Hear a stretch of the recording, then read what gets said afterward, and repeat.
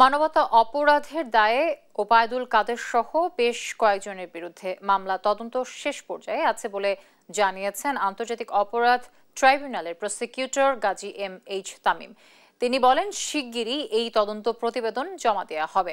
এর আগে গত ২০ জুলাই মানবতা বিরোধী অপরাধের পৃথক ৭ মামলায় সাবেক প্রধানমন্ত্রী শেখ হাসিনার মন্ত্রী পরিষদের সদস্য সাবেক মন্ত্রী আনিসুল হক দীপু মনি, সাবেক প্রধানমন্ত্রীর বেসরকারি শিল্প ও বিনিয়োগ উপদেষ্টা সালমান এফ রহমান, সাবেক প্রতিমন্ত্রী জুনায়েদ আহমেদ পলক সহ ৪৫ জনের বিরুদ্ধে ৩ মাসের মধ্যে তদন্ত শেষ করতে নির্দেশ দিয়েছেন ট্রাইব্যুনাল। এ মামলায় ৪৫ আসামির মধ্যে ১৭ জন গ্রেফতার আছেন। এদিন চানখারপুল মামলায় কলেজে কর্মরত একজন সাক্ষী হুমকি পাওয়ার অভিযোগের ভিত্তিতে তার সুরক্ষা নিশ্চিতে কলেজ কর্তৃপক্ষ ও প্রশাসনকে আদেশ দিয়েছেন আন্তর্জাতিক অপরাধ ট্রাইব্যুনাল ১। একই সাথে এই ঘটনা তদন্তে ৩ সদস্যের এক কমিটি গঠনেরও নির্দেশ দেওয়া হয়েছে।